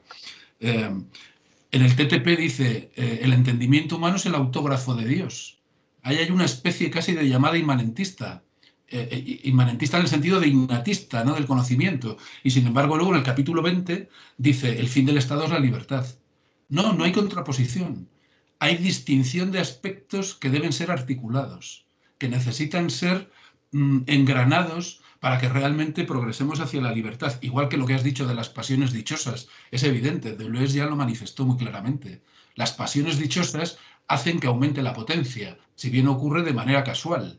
Lo que tenemos que hacer es producir activamente esas alegrías, etcétera. O cuando distingue entre el sabio y el necio, decíamos esta mañana, simplemente por la proporción de ideas. El sabio tiene más ideas adecuadas que inadecuadas, lo cual, como tú has dicho, significa que todos somos una work in progress, ¿no? Todos estamos en marcha, no hay nada cerrado para todos ni nada asegurado para nadie. Insisto, hacer esa lectura integradora o integracionista, parafraseando a Ferrater Mora, me parece muy útil, porque se trata de sumar y no restar, se trata de no etiquetar, se trata de buscar la emancipación con todos los recursos a nuestro alcance, incluso desde posiciones ideológicas y metafísicas distintas, diría. Bueno, gracias. Muy bien, muchas gracias. Ahora María Luisa de la Cámara, adelante. Vale, gracias. Gracias y gracias a los dos ponentes. Quería hacer una pregunta, compartir una reflexión y hacer una pregunta a Guadalupe. Me ha parecido que de la cábala luriana subrayabas cómo en Sof se retira o se contrae y entonces da lugar a un vacío. Claro, esta noción es problemática efectivamente en Spinoza. Yo estoy de acuerdo con tu interpretación personal. El vacío entendido como una ausencia de materia no es posible en Spinoza, pero el vacío entendido como hora, al modo platónico o neoplatónico, como si fuera no una pura nada, sino una especie de materia amorfa, no sé, tampoco sería posible, como una separación, un desgaje, no lo veo, no veo la compatibilidad efectivamente. ¿Cuál de estas dos nociones te parece a ti que se manejan en la cábala luriana de la que nos hablabas? Si un vacío como pura nada o un vacío como jora, al modo platónico. Y la segunda cuestión tiene que ver con otra noción clave en la cábala luriana, que es la idea de tradición, de tradición. Entonces tampoco veo a Spinoza efectivamente por aquí suscribiendo ningún concepto de tradición, ni la tradición al pie de la letra como en la halajá, ni la tradición del maestro que es capaz de mirar entre líneas al modo de Haggadah. No sé cuál sería en esa cábala luriana que hubiera podido leer Spinoza, de estas dos categorías que te digo, ¿no? Vacío y tradición. Por lo demás, es verdad, habéis hablado de lo de Mategón, yo lo iba también a comentar. Efectivamente, Mategón de lo que habla es de las estructuras y en ese sentido esa idea jerárquica de deducción de modos, los modos infinitos, inmediatos, los modos finitos, mediatos, etc. Entonces, yo creo que eso hoy día eso no... Por el contenido no lo veo tampoco viable. Entre nosotros, Bernardino Orio de Miguel desarrolló muchas veces, y una de ellas en Cuenca nos dio un montón de papeles que yo creo que los tengo todavía, con una deducción de tipo de las en soft, de las 10 estas nociones, y nos justificó todo y demás porque él se interesaba mucho por esta cuestión cabalística. Me hubiera gustado escucharle a ver cómo hubiera podido defender o retomar este debate hoy. Nada más. Gracias. Muy bien, pues ahora ya contestáis los dos ponentes. No sé si empiezas tú primero, Guadalupe, y luego Paco. Adelante. Bueno, sí.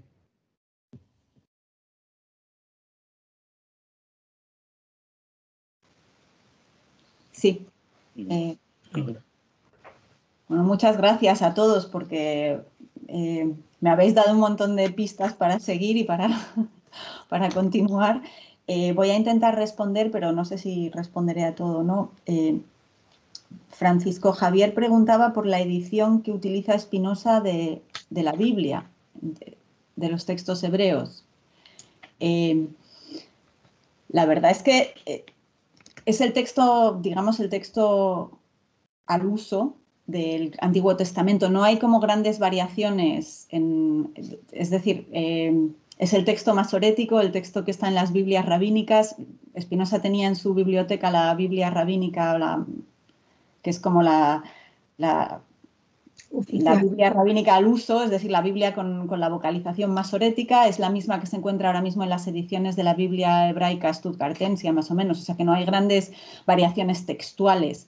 El Antiguo Testamento los judíos lo han preservado de una manera, digamos, muy como las consonantes que son las que son y son las que están y no cambiamos nada. Y cuando tenemos que hacer una corrección, no corregimos el texto, ponemos una nota al margen. O sea que ni siquiera cuando hay un error evidente, como que falta la concordancia de género o algo así, no se toca el texto. Entonces yo no he mirado exactamente si los textos que cita Spinoza en hebreo en el TTP están todos a la letra con el texto, digamos, al uso, pero Casuto ha hecho ese estudio. Hay un libro de Humberto Casuto que es los textos hebreos que Spinoza utiliza, o sea, que ha hecho como digamos, ha analizado el texto del TTP con la tipografía hebrea incluida en el texto y me parece que si hay alguna cosa de señalar estaría en ese libro. Pero yo creo que no hay grandes variantes, digamos, que Spinoza hubiera utilizado una edición hebrea diferente. Otra cosa distinta es cómo lo hubiera traducido.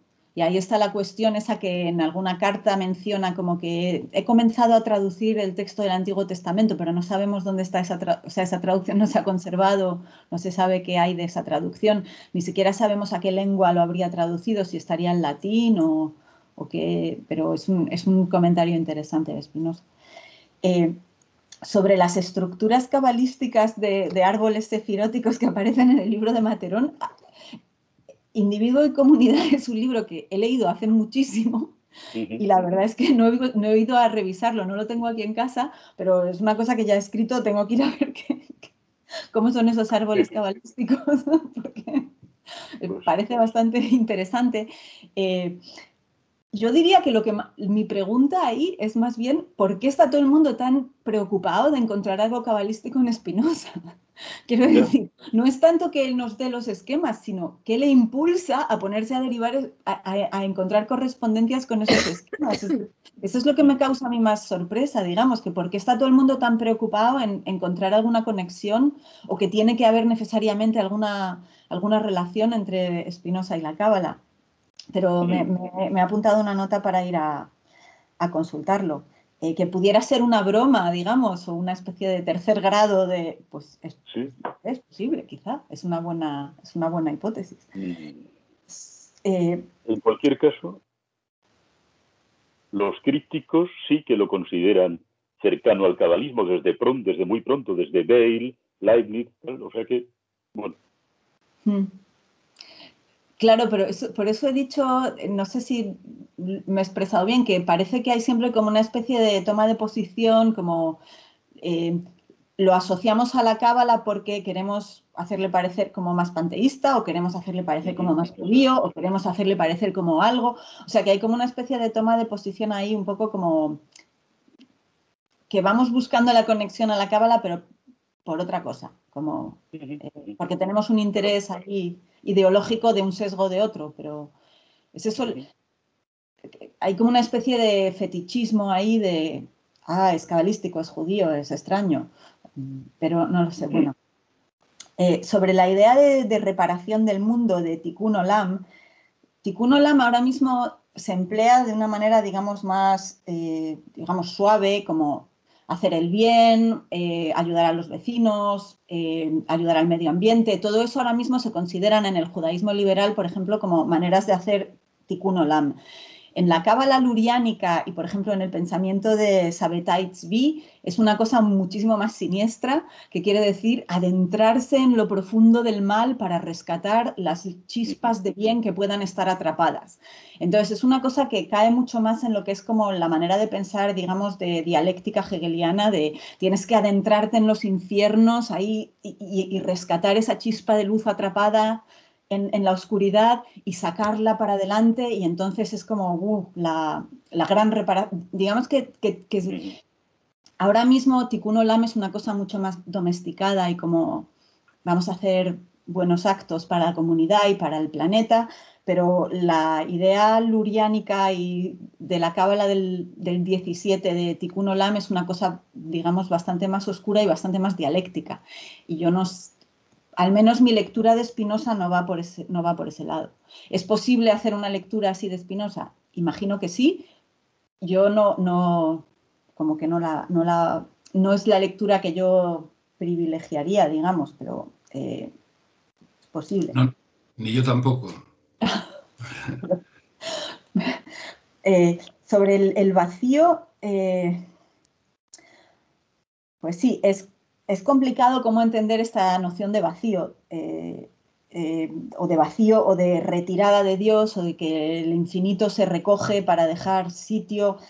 Es un poco como el momento, digamos, una especie de mitología fundacional en la cábala de Luria, y es un momento un poco donde la razón no acaba de llegar, porque realmente es muy difícil concebir un infinito que se contrae o que se retira. por eso la interpretación metafórica. Hay dos maneras de interpretar este vacío. Una manera literal, que es la que resulta bastante incomprensible a la razón, y una manera metafórica, que es una especie de... eso de que el infinito se retira, no es que se retire, pero es que desde nuestro punto de vista humano limitado es una manera de representarnos cómo puede ser que haya cosas que no son Dios, pero al presentarlo de esa manera ya te da la idea de que hay una diferencia ontológica, con lo cual estamos en un tipo de pensamiento que separa dos ámbitos de, digamos, de ser diferentes. Pero, no sé, también es complicado. La cuestión de la tradición, estoy muy de acuerdo que esta noción que la cábala, es que eso es lo que quiere decir cábala, como transmisión de contenidos de maestro a discípulo que se aceptan simplemente porque vos me lo dais. No se cuestiona, no se racionaliza, no se critica. Yo creo que eso es directamente contrario digamos, a la manera de pensar y de hacer de Spinoza, y por eso yo tampoco lo comparto. Pero bueno, estoy muy interesada en esta cuestión de los árboles cefiróticos que todos me mencionan. Y voy a tener que hacer una revisión de la ponencia para poder incluirlo. Muchas gracias a todos, de verdad. Gracias a ti. Paco, adelante.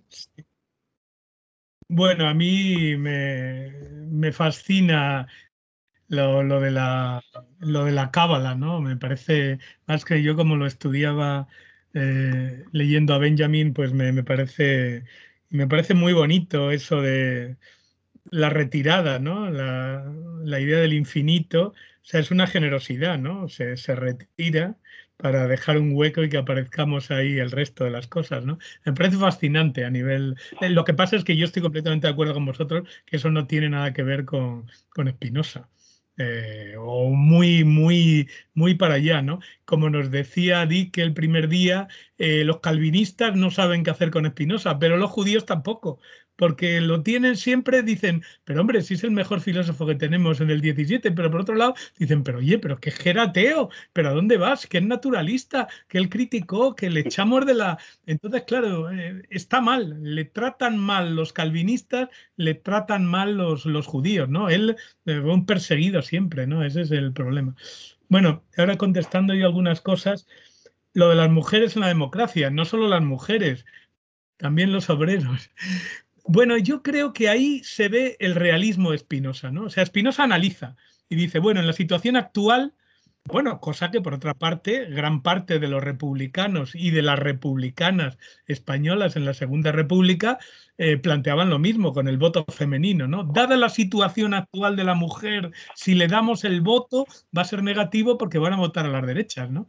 Entonces, claro, yo creo que ahí había un realismo absoluto de Spinoza. O sea, dice, vamos a ver, dada la sumisión en la que están las mujeres y los obreros, pues entonces, claro, lo que hacemos sería pervertir la democracia porque a cada uno le damos el voto de sus mujeres y de sus obreros, ¿no? Por cierto, un profesor mío falangista de francés en el Ramiro decía, si yo soy demócrata, dice a mí que me den mi voto, el de mi mujer y el de mis hijos, y voto yo soy demócrata, ¿no? Pues es esa idea, ¿no? O sea que por un lado, yo creo que era surrealismo, ¿no? Por un lado decir, bueno, es que dada la situación actual, pues no, como no olvidemos un elemento, democracia es sui iuris, y estas personas no son sui iuris. Entonces yo esto lo retuerzo y le doy la vuelta para nuestra época. Es decir, si para ser demócrata hay que ser sui iuris, las mujeres no eran antes, ahora lo son, pero también con deficiencias, y los obreros tampoco son sui iuris completo, la conclusión es evidente, no tenemos democracia. O sea que es que, claro, el problema de eso es tan potente que, a contrario, viene a definir que nuestras democracias no son democracias porque los ciudadanos no somos sui iuris. En realidad, sui iuris son solamente, y por eso que la verdadera democracia compatible con el capitalismo es la censitaria, porque todos los que no son ricos no pintan nada allí, porque no son sui iuris, ¿no? Entonces, claro, el argumento es, no hay democracia mientras no seamos todos sui iuris. Y por lo tanto, es una crítica a contrario de la democracia actual. Como los obreros están en una situación parcial porque no pueden votar lo que les dé la gana, porque se pueden encontrar en la calle, como las mujeres también están en una situación parcial porque tampoco pueden votar lo que les dé la gana, pues entonces esto no es una democracia, ¿no? O sea que se puede organizar en el otro sentido, ¿no? Y esto tiene que ver también con el realismo de los ignorantes. Claro, Spinoza no era tonto, obviamente teniendo en cuenta que la vida humana es finita y que partimos de puntos muy desiguales, es obvio que no todos llegan empíricamente a la sabiduría. Y por eso es el famoso sabiduría para ignorantes, con el obedecer y todo eso, ¿no? Lo de Tosel, la sabiduría de los ignaros. Pero lo que a mí me parece importante de Spinoza es que a pesar de que su realismo le obliga a reconocer las dificultades para todos los individuos en su época, incluso en la nuestra, para llegar a esa liberación, pero en principio no hay una imposibilidad ontológica como sí la hay para los neoestoicos, incluso para el primer Descartes, ¿no? O sea, no hay sabios e ignorantes en sentido platónico ontológicamente, sino al contrario, aunque hay sabios e ignorantes empíricamente, pero no de derecho. Por lo tanto, todos podemos llegar y de hecho todos llegamos, aunque sea por segundos, al tercer género de conocimiento, ¿no? O sea, yo creo que hay ese juego siempre utópico realista y que el realismo le lleva a reconocer la realidad. Aunque él, digamos, su proyecto, por supuesto, al ser racionalista y ser republicano, es utópico, ¿no? Y claro, ¿no? El aspecto individual, yo no soy, vamos, a mí no me parece que Spinoza sea un colectivista, yo creo al contrario, es un individualista. O sea, la clave es el individuo. Lo que pasa es que el individuo no es un individuo autogenerado, sino es un individuo heterogenerado. O sea, es que mi construcción de mi individualidad no la saco yo solito dándole al coco, como pensaba en el TRE, en el Tratado de la Reforma, sino que la tengo que hacer en diálogo con mis amigos y con mis compañeros y en amplitud, ampliando con todos. Entonces ese es el problema. Por supuesto, el proyecto es individual. O sea, la sabiduría es individual. No hay un colectivismo en Spinoza. Yo creo que eso no tiene. Él es individualista, obviamente, como hay que ser, como dice el otro, como hay que ser, ¿no? Es decir, que en ese sentido no es holista. No es que la salvación sea colectiva. No, la salvación es individual. Pero en la salvación de mí mismo como individuo la obtengo no yo solito, sino en colaboración con los demás, ¿no? Y es decir, que aunque no todo el mundo llega a la filosofía de forma empírica, todo el mundo puede llegar. Y precisamente eso nos hace un imperativo, ¿no? Obliga o haz porque todos puedan llegar a la sabiduría. Exactamente igual que el imperativo sería haz que las mujeres que dependen de sus maridos dejen de depender. Haz que los obreros y criados que dependen de sus amos dejen de depender. Entonces hay un imperativo para construir la utopía, pero partiendo de la base real, sin buenismo, sin ningún idealismo, porque claro, Spinoza, como buen realista y maquiaveliano en ese sentido, tenemos que mantener siempre ese realismo para no caer en tanta tontería como estamos actualmente, tanto buenismo, tanta estupidez, de que todo el mundo es bueno, de que, bueno, o que todo el mundo es bueno, que todos los pobres son buenos, de que todas las mujeres son buenas, de que los no blancos son buenos y que los únicos que somos malos somos los blancos, varones, garantiti, etcétera, etcétera. Es decir, toda esa estupidez que tenemos que soportar todos los días. Pues entonces, claro, volver a Spinoza y a Maquiavelo para reconocer que no, y a Brecht y a Benjamin, es decir, a los marxistas desilusionados, pesimistas, ¿no? Pues es importante. Es decir, una cosa es querer un proyecto y otra cosa es repartir los carnets de buenos y malos según el género o según la educación o según la piel o según el sexo, ¿no? Yo creo que es muy importante, o según la riqueza. Es decir, todos los ricos son malos por definición, todos los pobres son buenos por definición. Pues Brecht decía que no, que el pobre normalmente tiene que ser malo porque en este mundo, si no es malo, desaparece. Y ahí está lo de Juana de los mataderos y Madre Coraje y toda esa historia, ¿no? Es decir, que a veces eso es lo que llamaba Deleuze en su recuperación de Sade, la cara oscura de la burguesía, nos enseña mucho más que tanta tontería, tanto buenismo y tanta cosa meliflua que tenemos que soportar todos los días, ¿no? Y claro, lo de sumar fuerzas es evidente, claro. Ahí hay que sumar fuerzas a todos, claro. Ahí está, que cada uno aporte lo que pueda, claro. Yo creo que ahí esa idea de potencia, de suma de conatus, que por cierto, en eso sí es muy útil el libro de Mategón, ¿no? La idea del individuo compuesto como suma de conatus, ¿no?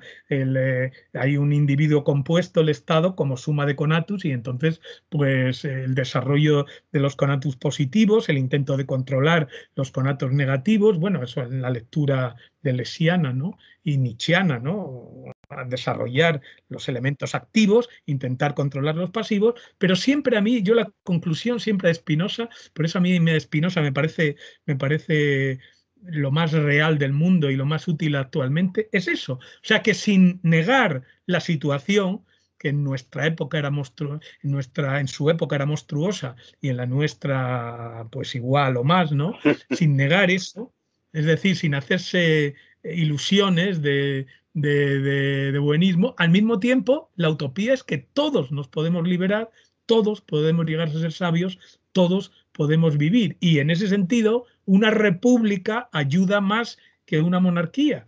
Aunque claro, si es una república oligárquica como la que había en aquel momento en las Provincias Unidas, y puede ser peor que una monarquía, digamos, con un consejo representativo de la población y que el monarca haga caso al consejo, puede ser más democrática. Entonces yo creo que Spinoza, con esa mezcla realmente maravillosa entre utopismo y realismo, es muy útil, precisamente porque por un lado te baja y te deja del suelo, hay que vivir donde estamos, ¿no? No llorar, ni reír, ni condenar, ni nada, sino entender.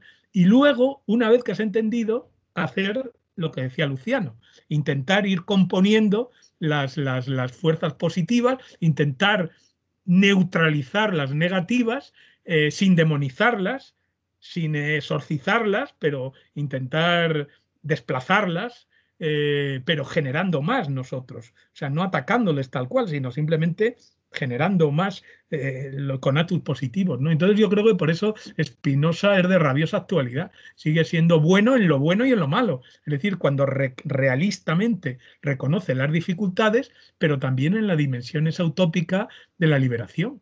Y claro, es una liberación, y además, claro, por supuesto, y eso en clave anticolectivista, es una liberación individual. Eso de que, es decir, si yo sufro el que la clase avance, me importa un bledo. Es decir, que eso te exige también la idea de que no se puede justificar hegelianamente el sacrificio de las generaciones por la revolución mundial. Claro, es decir, no, es que cada generación, y ahí se recupera la tradición judaica a través de Benjamin, ¿no?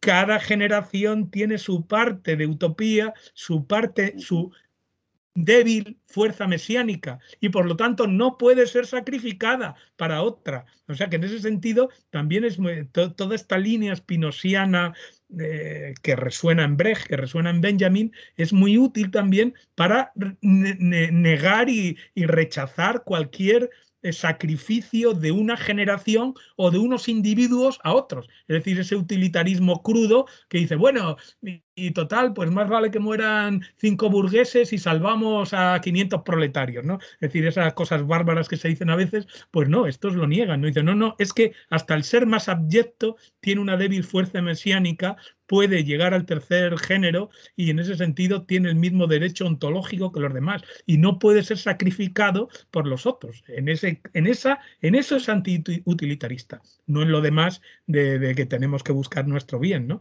Pero en eso sí es antiutilitarista. No podemos sacrificar a nadie por nosotros, es decir, mantener un individualismo que es en ese sentido enormemente realista, ¿no? Igual que Maquiavelo, quiere decir que toda esa línea conjuga lo mismo. O sea, por un lado el pesimismo, por otro lado el realismo, pero por otro lado la idea de que nos podemos liberar.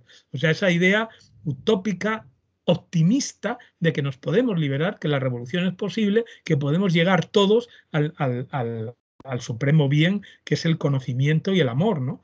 El conocimiento y el amor, y claro, conocimiento y el amor a Dios. ¿Y qué es Dios? Pues el resto, todo lo demás. Es decir, que es que amar a Dios no es una relación egoísta, a veces como la de los cristianos, ¿no? Yo con mi Dios y mi Dios conmigo, no. Es que tu Dios son los otros. Entonces, amar a Dios es amar al mundo, amar la naturaleza, amar todo. Entonces, en ese sentido, claro, amar a Dios es amar al otro, no es yo negocio con Dios mi salvación y los demás que les den, ¿no? Sino todo lo contrario, ¿no? Es decir, en ese sentido yo creo que la recuperación, incluso desde una clave religiosa, de toda esta espiritualidad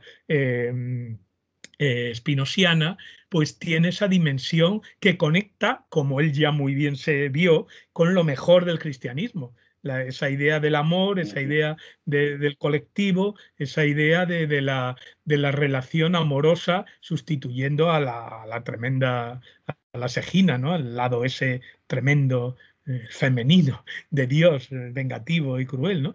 Al menos en la lectura de los hombres, claro. Entonces, esa es la... Yo creo que incluso desde el punto de vista religioso, la recuperación de Spinoza en ese sentido es positivo, porque es una religión individual, por supuesto, pero individual lanzado hacia la colectividad, y no solo la colectividad humana, sino incluso la colectividad cósmica, es decir, el mundo. Nos situamos en el mundo y lo amamos. Y al mismo tiempo el mundo nos ama en ese sentido también. Es decir, hay una especie de recuperación, ¿no? Yo creo que en todos los sentidos Spinoza es útil, e incluso en ese, ¿no? En el aspecto más místico y más religioso en el sentido clásico, ¿no? Y bueno, yo creo ya lo dejo aquí. Gracias. Bueno, muchas gracias, Paco. Yo veo que María Luisa Ferreira tiene la mano todavía levantada. No sé si quiere decir algo más. Y también Juan Domingo, tienes la mano levantada. María Luisa Ferreira, ¿quieres añadir algo?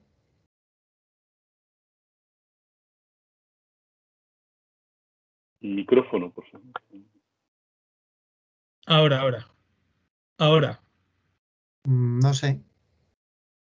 No, yo creo que no. ¿Lo ha abierto? Ha quitado, No, yo creo que la mano y significa que no quiere. No quiero, no he dicho, ha sido un error.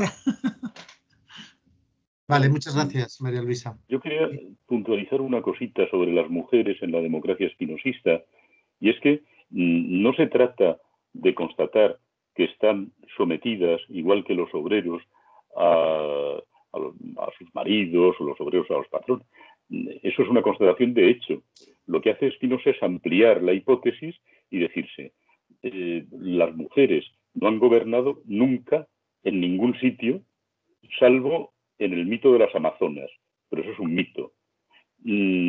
Claro, le faltaba a Spinoza registro antropológico, es decir, no conocía a los Haudenosaunee, no conocía a los iroqueses y otros pueblos donde las mujeres sí que han estado en los consejos estos, ¿no? Pero por otro lado, hay un comentario de Mathurin, volvemos siempre a Mathurin, a propósito de esto, que dice, claro, es que las mujeres puede que no estén calificadas para algo como un enfrentamiento entre chimpancés, ¿no? Que es la política en el marco de un Estado. Pero la política, la vida humana social, no se acaba en el marco de un Estado. Las mujeres son intelectualmente perfectamente iguales que los hombres. No hay ninguna diferencia. Spinoza jamás dice que haya ninguna diferencia intelectual ni moral entre hombres y mujeres. Eso no lo supone nunca. Y, sin embargo, esa exclusión yo creo que tiene que ver con el hecho de que el Estado es cosa de hombres. El enfrentamiento del Estado es cosa de hombres. Una república de sabios incluiría a mujeres, incluiría a todo el mundo sin ninguna distinción. Pero incluso la democracia es un Estado.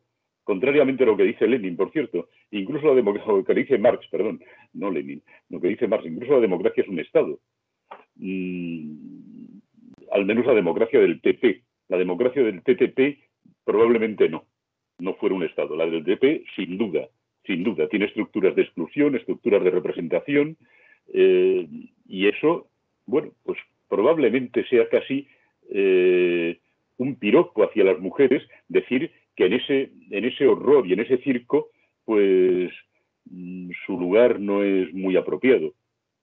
Bueno, yo creo que ahora sí ha levantado la mano María Luisa Ferreira. A mí Sí. me parece que tengo cierta autoridad moral en el sentido que soy Espinosa, por lo menos de apellido, para decir que hay cosas de Espinosa que no son tragables. Y yo creo que podemos dar las vueltas que queramos, pero sí conoce mujeres gobernantes. Isabel la Católica conoce casos y ahí tiene un problema. Bueno, paso la palabra a María Luisa Ferreira. Adelante. Quería decir muy poco, mas hay un error histórico, porque Spinoza ciertamente conocía la existencia de la reina Isabel en España, en Inglaterra. También, claro. Y María, la reina María en Inglaterra. No me parece que se puede branquear este aspecto de las mujeres. Hay un proverbio portugués que dice: "Nel maior pano cae una nódoa". No sé cómo se puede traducir en español, en castellano, mas me lembro que Spinoza habla muy poco de las mujeres, las pocas veces que habla no es simpático. Por ejemplo, cuando habla de la estupidez que es no matar, cuando se habla de los animales, él dice: solamente por una estupidez femenina se puede decir que no debemos tratar mal los animales o matar los animales, etc. Es un pequeño pormenor, más para no dejar, no branquear totalmente Spinoza, porque él ha dicho ciertas cosas que a mí me revoltan. ¿Ves? Él, un hombre de su tiempo, no se puede exigir una mentalidad del siglo XX. Muy bien, muchas gracias. Bueno, si queréis, yo creo que nos hemos pasado ampliamente de la hora y lo dejamos, descansamos para mañana llegar frescos a nuevas discusiones. Muchas gracias, Guadalupe. Muchas gracias, Paco. Y muchas gracias a todos los que habéis participado, que ha sido una sesión, como ha puesto alguien en el chat, ha sido formidable. Nos vemos mañana. De acuerdo. Gracias. Gracias. Hasta luego. Gracias a Dios. Gracias.